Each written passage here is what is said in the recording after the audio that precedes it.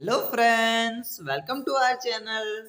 सो friends, आज हम discuss करने वाले हैं एक्सरसाइज नंबर 3.2 का क्वेश्चन नंबर 3 का पार्ट नंबर 6। तो देखो फ्रेंड्स, ये जो एजिस वाले क्वेश्चन आते हैं ना, यहाँ पे एजिस वाले क्वेश्चन जितने भी, वो सारे बहुत ही इम्पोर्टेंट होते हैं। आपका 80% चांस है कि एग्जाम में पूछे जाए ये जो एजिस वाले क्वेश्चन आते हैं ना, वो तो इसको ध्यान से पहले एक बार समझ लेना। बच्चे गलती कहाँ करते हैं? सबसे पहले तो एक्स और वाई जो मानने होते हैं ना, लेट करके जो फर्स्ट स्टेप होता है वहाँ ही गलती कर देते हैं।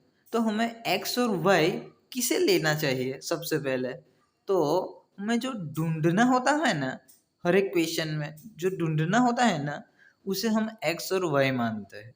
तो यहाँ पे क्या है, देखो, what are their present ages, यानी देयर यानी आगे जो है ना जैकब है, और हिज सन यानी ये जैकब और उसका बेटा, उसकी प्रेजेंट एजेस को हमें लेट करना होगा। वो ही हमें पूछा है, देखो लास्ट में।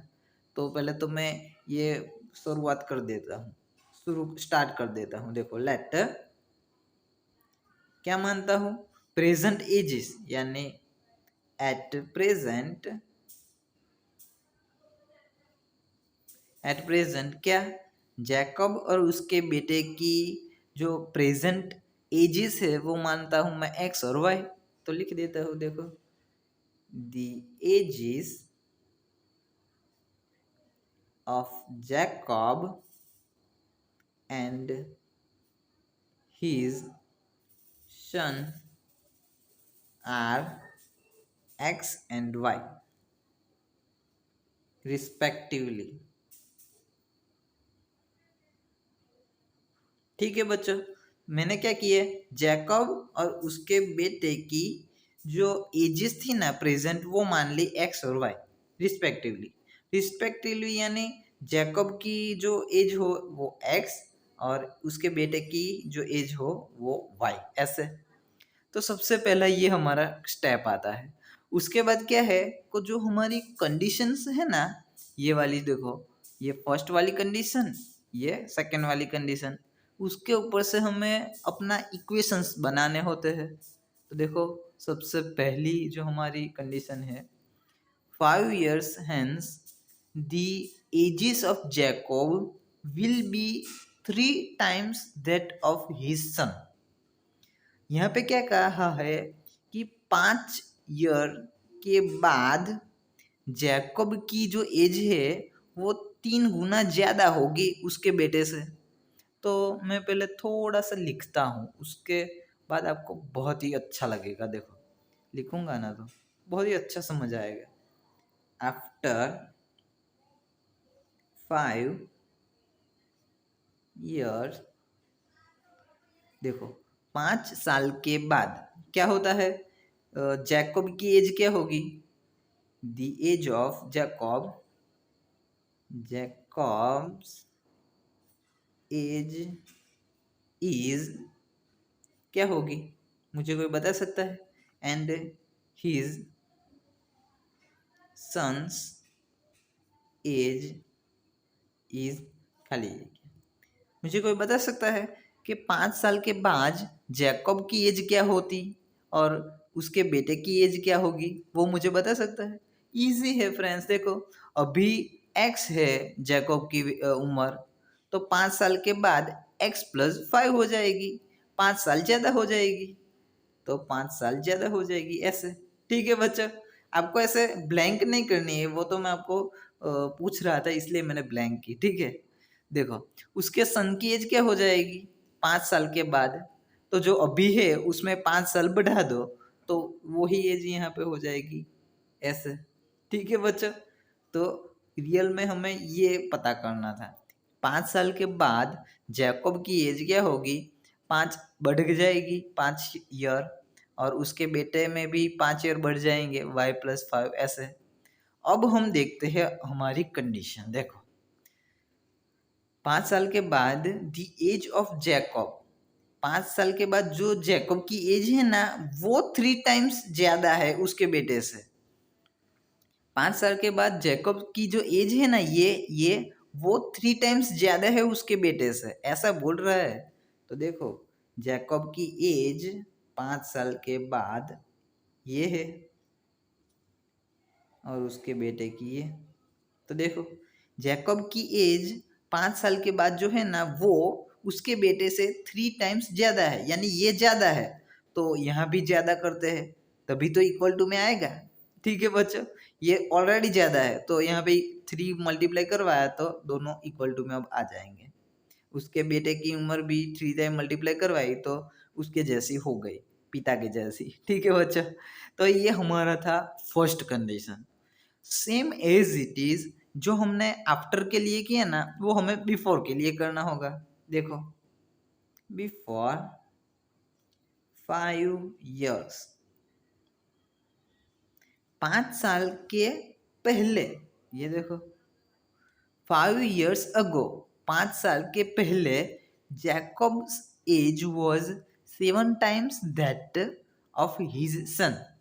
ऐसा हमने पूछा है कि 5 साल के पहले।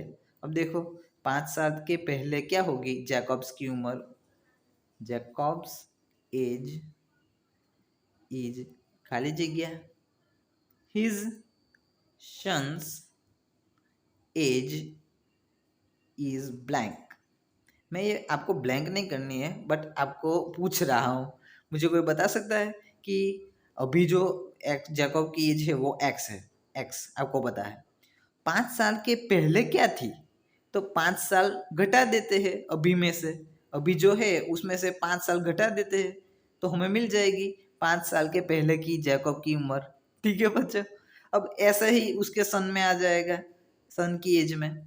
उसके सन की एज क्या थी वाई, और 5 साल पहले क्या होगी तो उसमें से 5 घटा दो तो 5 साल के पहले की हमें उम्र मिल जाएगी। कितना इजी था। अब इसके ऊपर से अब हम कंडीशन 2 देखते हैं। देखो 5 years ago Jacob's age was 7 times, यानी जो ये एज है ना ये 5 साल के पहले वाली ये 7 times है इससे, उसके बेटे की उम्र से। तो ये लिख देता हूँ x-5 y-5। 5 साल के पहले, 5 साल के पहले जो जैकब्स की एज थी ना वो 7 टाइम्स ज्यादा थी उसके बेटे से। अब देखो ये 7 टाइम्स ज्यादा है और दोनों के साथ इक्वल टू लिखना है तो उसे भी से ये 7 टाइम्स ज्यादा होना चाहिए ना, तो यहाँ पे कर देता हूँ 7 टाइम्स ज्यादा, तभी तो मैं इक्वल टू लिखूंगा। ये तो ऑलरेडी है, हमें क्वेश्चन में दिया हुआ है, ये ऑलरेडी है। और ये क्या है 7 से मैंने मल्टीप्लाई करवाया उसकी बेटे की उम्र से, तो अब जाके दोनों इक्वल टू हो गए। ठीक है बच्चे, तो फ्रेंड्स यहाँ से हमें दोनों इक्वेशन हमारे मिलते हैं। जो भी हमें 2 इक्वेशन चाहिए ना वो ये फर्स्ट वाला ये और ये सेकंड वाला। ठीक है, तो सबसे पहले क्या दोनों इक्वेशन को पहले स्टैंडर्ड फॉर्म में ला देते हैं। यहाँ पे 3 अंदर मल्टीप्लाई करवा देता हूँ, ये 7 भी। तो देखो ये मैंने यहाँ पे लिखा x+5 इक्वल टू 3 y+5, ये यहाँ पे लिखता हूँ x-5 equal to 7 y-5। Friends आप इतने तक जब कर लिए ना यहाँ तक, उसके बाद तो आपको पता ही है क्या करना है। ठीक है फ्रेंड्स, ऐसे आपको स्टैंडर्ड फॉर्म में ला देना है दोनों इक्वेशन और उसके बाद x और y की वैल्यू जो पता करनी है वो पता कर लेनी है और वो ही हमारा आंसर हो जाएगा। कितना इजी था, बस यहाँ तक आपको थोड़ा सा अपना दिमाग को दौड़ाना पड़ेगा कि कैसे होती है एजिस का फंडा। क्लियर फ्रेंड्स, तो देखो यहाँ पे हम 3 को इस दोनों के साथ मल्टीप्लाई करवाएंगे यानी 3y प्लस 15x प्लस 5, ये 3y को इस साइड ला दूंगा तो -3y हो जाएगा। 15 माइनस 5, ये 5 को इस साइड ला दूँ तो -5 यानी 10, x minus 3y equal to 10। ये हमारा होगा फर्स्ट इक्वेशन। अब ढूंढते हैं सेकंड वाला, x-5 equal to 7y minus 7 5 35 x, इसे इससे हिला दोगे तो माइनस हो जाएगा, -35 पहले से है, -5 को उस साइड भेज दोगे तो +5, यानी -30x-7y। ये हमारा मिल गया इक्वेशन नंबर 2। बस अब इसके ऊपर से तो आप आसानी से पता लगा दोगे, मुझे पता है बच्चों का खेल बन गया अब तो। देखो यहाँ पे x की वैल्यू निकालेंगे बाय इक्वेशन नंबर 1। क्या होता है, 3y को उस साइड भेज दो तो x = 10 + 3y। ये जो x की वैल्यू है ना, वो हम अब इक्वेशन नंबर 2 के अंदर पुट करेंगे।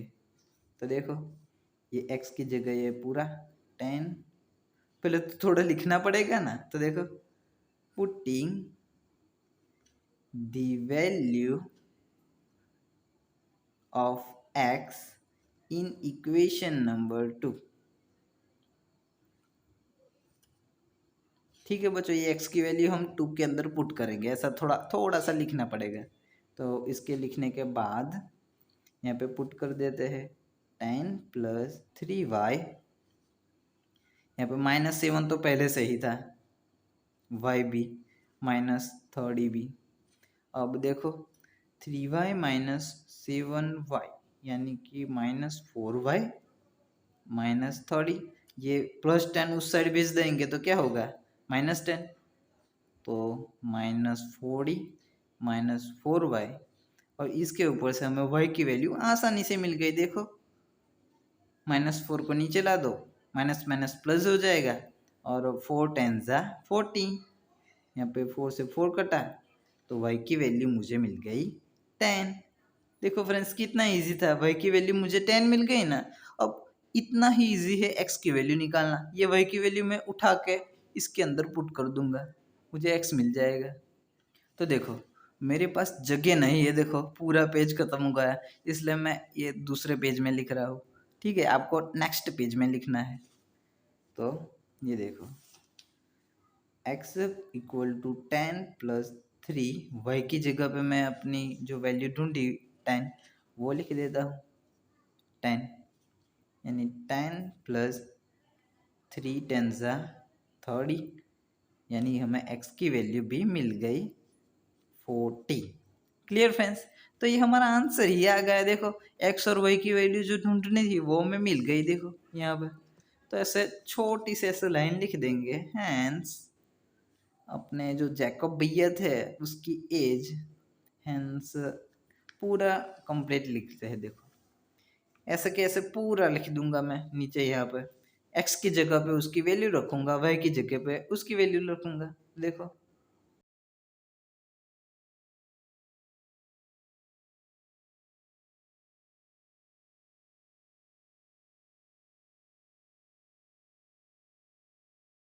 x की जगह पे उसकी वैल्यू रखूँ 40 एंड y की जगह पे उसकी वैल्यू रखूँ 10।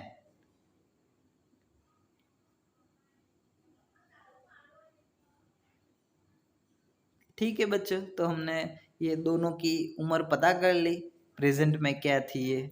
ठीक है, तो ये हमारा आंसर आ गया। कितना इजी था।